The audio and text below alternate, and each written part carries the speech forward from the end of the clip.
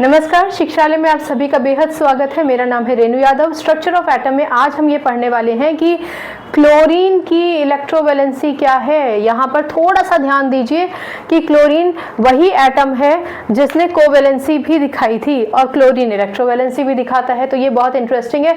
बच्चे क्लोरीन के केस में बहुत कंफ्यूज हो जाते हैं कि कोवैलेंसी लिखें या इलेक्ट्रोवैलेंसी लिखें, कोवैलेंसी कितनी है, इलेक्ट्रोवैलेंसी कितनी है, वो सब याद रहेगा। आइए जानते हैं।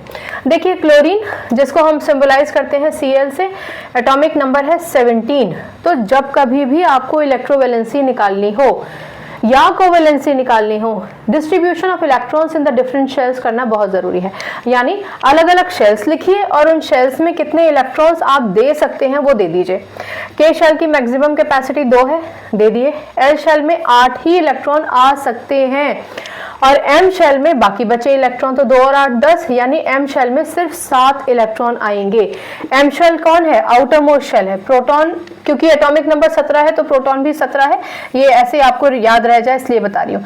ये जो एम शेल है, इस एम शेल में 7 इलेक्ट्रॉन है। ठीक, स्टेबिलिटी के लिए कितने चाहिए होते हैं? 8। रूल क्या है? 8 का आधा 4 हो तो शेयर कर सकता है, 4 से कम होते 1 2 3 तो दे देता किसी को इलेक्ट्रॉन। लेकिन भैया यहाँ तो 4 से ज्यादा है और वो भी 5 या 6 नहीं, 7 इलेक्ट्रॉन है, तो डेफिनेटली 1 इलेक्ट्रॉन किसी से ले लेगा क्लोरीन अपने आप को स्टेबल करने के लिए। किससे लेगा वो जरूरी नहीं है। अभी क्लोरीन 1 इलेक्ट्रॉन ले रहा है बच्चों, क्योंकि क्लोरीन 1 इलेक्ट्रॉन ले रहा है, खुद में जोड़ रहा है, इसलिए हमने यहाँ पर प्लस लगाया है।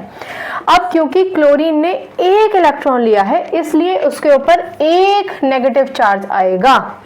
पहले भी लेक्चर्स में मैंने आपको बताया है, इसकी जगह आप ऐसा भी लिखा देख सकते हैं। तो ये 1 जो है, अगर हम नहीं भी लिखते तभी भी हम मान के चलते हैं कि 1 है, भले यहाँ हो या फिर यहाँ हो।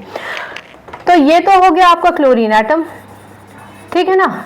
चलो, और ये क्या हो गया? ये हो गया chlorine ion, chlorine ion, particularly anion. ठीक, अच्छा, तो अब आपसे पूछा जाएगा कि ये बताइए इलेक्ट्रोवैलेंसी कितनी है।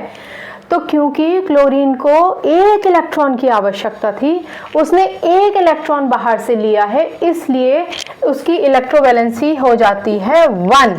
ठीक है, लेकिन याद रखिए कि क्योंकि क्लोरीन ने 1 इलेक्ट्रॉन लिया है, उधार में आ गया है अब वो, ठीक है ना, इसलिए इसको आप नेगेटिव इलेक्ट्रोवैलेंसी, आप इसको नेगेटिव इलेक्ट्रोवैलेंसी कह सकते हैं, या फिर आप इस 1 के साथ माइनस लगा सकते हैं।